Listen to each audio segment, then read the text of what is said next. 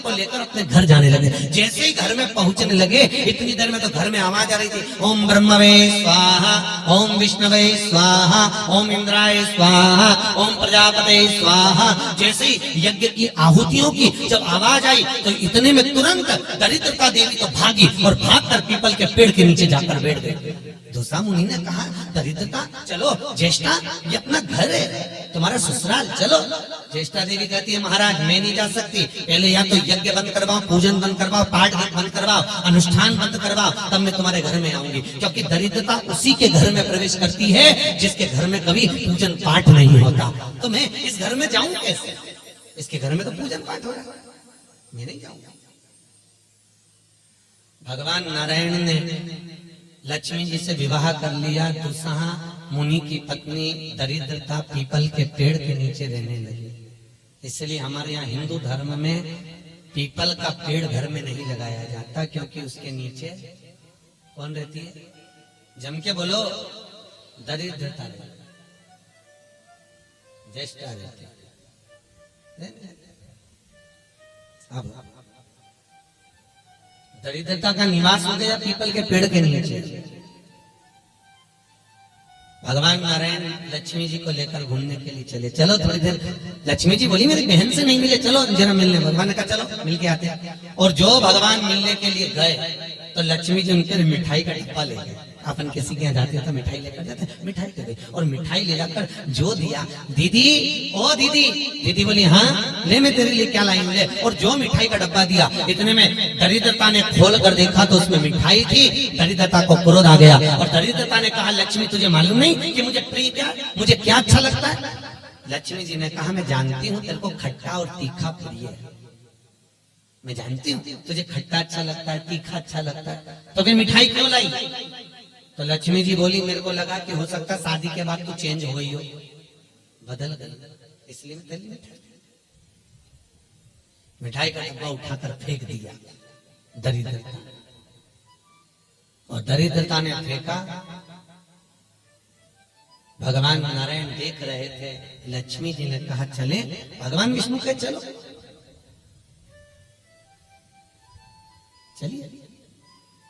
ये दरिद्रता को खट्टा और तीखा प्रिय है और लक्ष्मी को जम के तो बोलो मीठा। इसलिए हमारे हिंदू धर्म की रीति है, आज भी दुकान के बाहर, घर के बाहर नींबू मिर्ची टांगी जाती है। मिठाई रसगुल्ले नहीं, क्या टांगते हैं? नींबू मिर्ची। और मिठाई कहाँ रखी जाती है? घर के अंदर। तीखा और खट्टा बाहर और मिठाई अंदर। उसका केवल, कई लोग कहते हैं नींबू मिर्ची इसलिए टांगते हैं नजर नहीं लगे। नजर नहीं, लक्ष्मी और दरिद्रता ये दोनों बहन का नियम है। प्रतिदिन सुबह से लेकर शाम तक ये प्रतिदिन घूमने के लिए निकलती है। प्रतिदिन ये इनका काम ही है घूमना, दोनों बहनों का, दरिद्रता और लक्ष्मी का। जब इनको भूख लगती है तो दोनों घर में प्रवेश करना चाहती हैं, और जैसे ही घर में प्रवेश करना चाहती हैं तो जिसके जैसी दोनों चलती हैं तो इतने में दरिद्रता देख लेती है कि मेरा भोजन तो बाहर ही टंगा है, तो दरिद्रता खाकर बाहर की बाहर चली जाती है और लक्ष्मी मिठाई के चक्कर में अंदर प्रवेश कर जाती है। लक्ष्मी लक्ष्मी अंदर प्रवेश।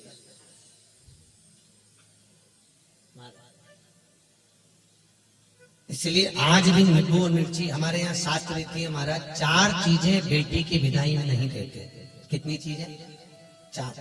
पहली झाड़ू, क्या? झाड़ू। दूसरे नंबर पर चलनी, आटा छानने की चलनी। दूसरे नंबर पर चलनी, तीसरे नंबर पर सुई, और चौथे नंबर पर अचार की बरनी। बेटी की विदाई में नहीं दी जाती।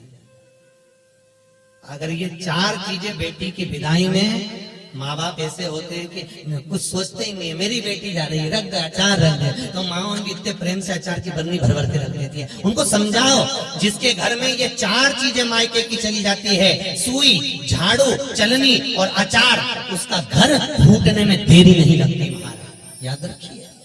उसके घर में फूट डले, पति पत्नी में फूट डलेगी, सास बहू में फूट डलेगी, भाई भाई में फूट डलेगी, तो लोग कहते हैं अच्छा खासा परिवार था, जब से बहू आई तब से घर में ऐसा उपद्रव मच रहा। उपद्रव क्यों मच रहा है? उसका कारण है क्योंकि तुम उसके घर का अचार खा गए। वो बनवा के लिए ही, तुमने खा लिया। और अभी भी कह रहे हो हमारी बहू की माँ बहुत अच्छा अचार बनाती है, तुम मंगवा लो जा और मंगवा लो खा।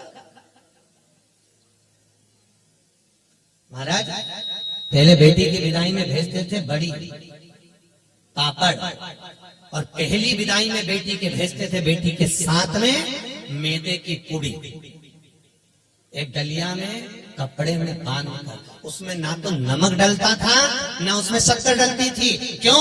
क्योंकि वो बेटी के विदाई में मैदे की पूड़ी इसलिए दी जाती थी कि हमने ये पूड़ी एकदम फीकी भेजी है, अब चाहे तुम इसमें नमक डालो चाहे इसमें शक्कर डालो, हमने तो हमारी बेटी को तुम्हें दे दिया, एकदम सीधी मैदे की पूड़ी की तरह भेजी है, अब तुम इसमें चाहे कपट भरो चाहे प्रेम भरो, तुम्हारी मर्जी है, हमने तो दे दी। कन्यादान करे और हम फिरी, हमने तो देना था दे दे। इसलिए बेटी के साथ में मैदे की पूड़ी भेजी जाती है। मैदे की क्या बोलते हैं उसको, खाजा बोलते हैं, बड़े बड़े ले जा। खट्टा तीखा नहीं देते अब तो, पहले तो ब्राह्मण की थाली में भी खट्टा नहीं परोसा जाता था, और तीखा भी, मिर्ची भी इतनी नहीं डालते थे कि ब्राह्मण की थाली में तीखा। आज के जमाने में तो पंडित लोग ही कह देते ला मेरा अचार हो तो लिया पन्नी का।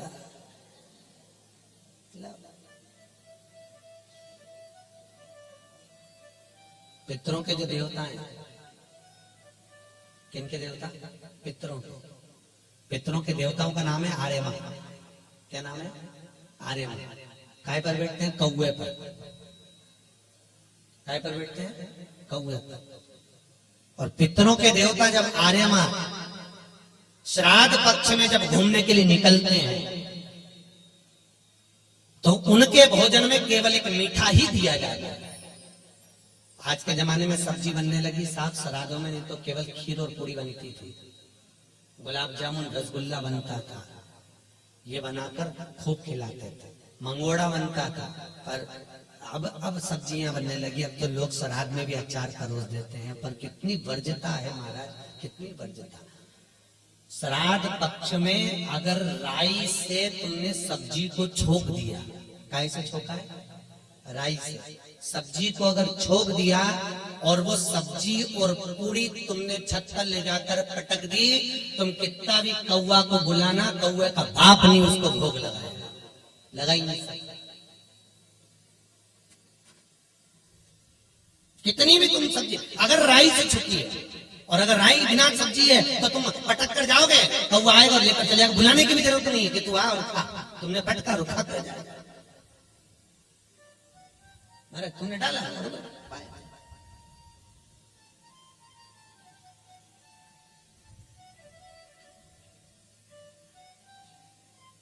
उसको। हमारे यहाँ शास्त्र दरिद्रता को खट्टा और तीखा प्रिय है। इतने में भगवान जाने लगे। लक्ष्मी जी ने कहा हमारी बहन से मिलने के लिए आए हो, कोई वर दीजिए। भगवान नारायण ने कहा लक्ष्मी आज शनिवार का दिन है, जिस दिन लक्ष्मी और नारायण दोनों इस पीपल के पेड़ के नीचे आए हैं। सुन दरिद्रता देवी, इस पीपल के वृक्ष के नीचे जो शनिवार को दिया लगाएगा वो लक्ष्मी और नारायण को अपने घर ले जाएगा। इसलिए शनिवार के दिन पीपल के वृक्ष के नीचे दिया का प्रमाण है महाराज। और सुन दरिद्रता देवी, तेरे पेड़ के नीचे जो खाली हाथ आएगा तू उसके घर में प्रवेश करेगी, और जो भरे हाथ से मतलब पानी का लोटा ले जाओ, कंकु ले जाओ, चावल ले जाओ, रोली ले जाओ, कुछ भी, जरा सी शक्कर ले जाओ, गुड़ ले जाओ, आटा ले जाओ, पर पीपल के पेड़ के नीचे कभी खाली हाथ मत जाओ। अगर तू खाली हाथ कोई आया तो तू उसके घर में प्रवेश करे। दरिद्रता देवी बोली ये तो तूने अपने अपने मन की बात कर ली लक्ष्मी, मेरा क्या पीपल के वृक्ष के नीचे। इतने में तुरंत भगवान बोले तू बोल तुझे क्या चाहिए। दरिद्रता देवी बोलती है 7 दिनों में एक दिन मेरा होना चाहिए पीपल के पेड़ के नीचे। भगवान ने कहा मांग ले, केवल एक रविवार का दिन इस पीपल के वृक्ष के नीचे मैं अपने पति को रिझाने के लिए नृत्य करूंगी, और अगर कोई रविवार के दिन पीपल के पेड़ के नीचे आएगा तो मैं उसके घर में हमेशा के लिए जाकर विराजमान हो जाऊंगी। भगवान ने कह दिया तथास्तु। इसलिए केवल एक संडे का दिन ऐसा होता है जिस दिन पीपल के पेड़ के नीचे दिया नहीं लगाया जाता, बैठा नहीं जाता, प्रणाम नहीं किया जाता, परिक्रमा नहीं लगाई जाती। केवल जिनके दीवालों पर कहीं पीपल लग जाता है ना, किसी किसी के घर में लग जाता है दीवालों के ऊपर, तुम कितना भी पीपल उखाड़ना वो वापस लग जाएगा, फिर उखाड़ो फिर लग जाएगा। और पीपल उखाड़ने का भी एक प्रमाण है, अगर पीपल को उखाड़ना है तो केवल एक रविवार के दिन दीवाल के सामने जहां से पीपल उखाड़ना है वहां पर नींबू और 7 मिर्ची रख दीजिए और उसके बाद पीपल को उखाड़ दीजिए और नींबू को वहां पर काट कर छोड़ दीजिए। उसके बाद कभी दीवाल में पीपल लग ही नहीं सकता उस स्थान। अगर एक बार आपने उखाड़ा और उसके बाद नींबू मिर्ची मार दिया, क्योंकि वो खाकर अपना भाग ग्रहण कर कर दरिद्रता चली जाती है, उसके बाद पीपल वहां नहीं लग सकता।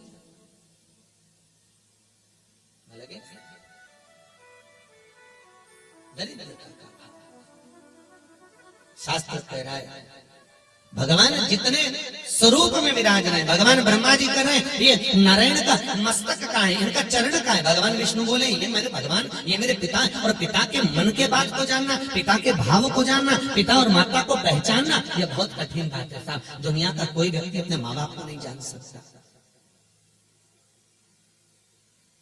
जब तक जिंदा है तब तक लगता है ये मेरे हैं, उसके हैं, ऐसा करा वैसा करा, माँ ने ऐसा करा, बाप ने ऐसा करा, परिवार ने ऐसा करा, कुटुंब। अरे भाई चले गए, उसके बाद हम फिर रोते हैं, भोग लगाते हैं। जीते जी दंगम दंगा, मरे पीछे पहुंचा दी दंगा। क्या मतलब?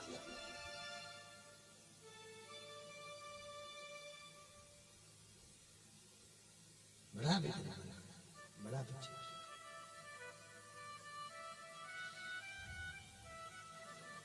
हर सेवा तू लगन लगाकर, मन में सच्चा भाव जगाकर, ये की आंखें खोलो रे, जय श्री कृष्णा बोलो रे। तुम मन लगाकर, चित्त लगाकर, अपने मन की वृत्ति को परमात्मा तक ले जाकर, भाव से तुम परमात्मा को रिझाओ तो सही। कई लोग कहते हैं हमारी माँ कपट रखती है, हमारे पिता हमको अपशब्द कहते हैं, हमारी माँ हमारी सास हमको आना कर। बोलने दो, उनको बोलने का काम है, बोलो। और याद रखना जितनी जितनी तुम्हारी बुराई होगी तुम उतने उतने स्वस्थ होते चले जाओगे, उतने परसेंट।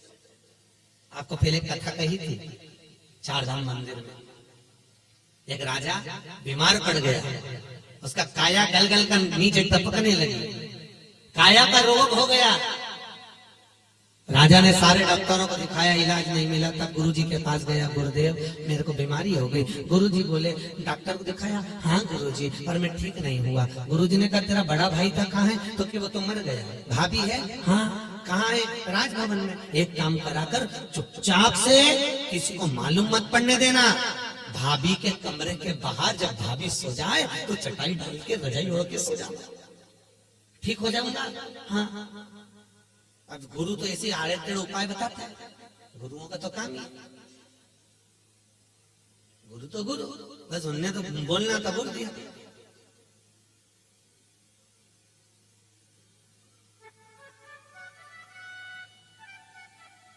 तो गुरु तो महाराज भावसर जी, यहाँ सागर के पास में एक गांव है, वहां पर एक महाराज जी रहते हैं। और किसी को सांप डस लेता है ना, तो भले वो हॉस्पिटल में पड़ा हुआ, सांप डस ले और वो फोन पर उनसे बात करा दो महाराज। वो महाराज वहां से कुछ नहीं कहते, केवल गाली बकते, लपक के उसके कान में, और 15 से 20 मिनट में सांप का जहर उतर जाता है। अब गुरु तो गुरु की मर्जी, उनका मन। ये यही की बात है। तुम्हारे उज्जैन के पास में कौन सा गाँव है बाबा? आगर के आगे एक गांव है कोई सा, वहाँ बिच्छू का जहर उतारा जाता है। किसी को बिच्छू काटा हो तो उसको ले जाए और ले गए, या कुत्ता काटा हो तो ले जाओ और ले गए। जैसी तो वैसी तुमने बस जाके किया, महाराज इसको कुत्ता काट गया, वो उठ के आएगा, बोलेगा चलेगा कुछ नहीं, ऐसा देगा धर के गाल पे और कहता जा अड़भंग। गुरु गुरु अड़भंग, ये गुरु का दर्शन कर रहे हैं आप। एक अड़भंग होंगे। हम भले ना मिले हैं पर उनका स्वरूप कह रहा है कि अड़भंग होंगे। जा कर ले, मैं बैठ जा, गुरु है, अड़भंग है, सोचता नहीं। गुरु केवल बता देता है जा ऐसा कर ले। वो गुरु गुरु होता है, उसके जीवन में उसने जो भजन करा होता है उसका प्रताप की पुण्यता देता है वो कि तू कर। गुरु जी ने कहा भाभी है, हाँ, उसके कमरे के बाहर जाकर चादर डाल के सो जा। गुरु जी उससे ठीक हो जाऊंगा, बिल्कुल हो जाएगा, जा तू सो जा। एक नौकरानी ने देख लिया, राजा तो भाभी के कमरे में जाके सोता। बताओ भाई भाई मर गया तो इतना खोला राजा। उसने दूसरी नौकरानी से कहा, दूसरी तीसरी से कहा, तीसरी चौथी से कहा, पूरे नगर में बात हो गई कि राजा इतना कपटी इतना खोला कि भाभी के कमरे में जाके सोता, भाई मर गया।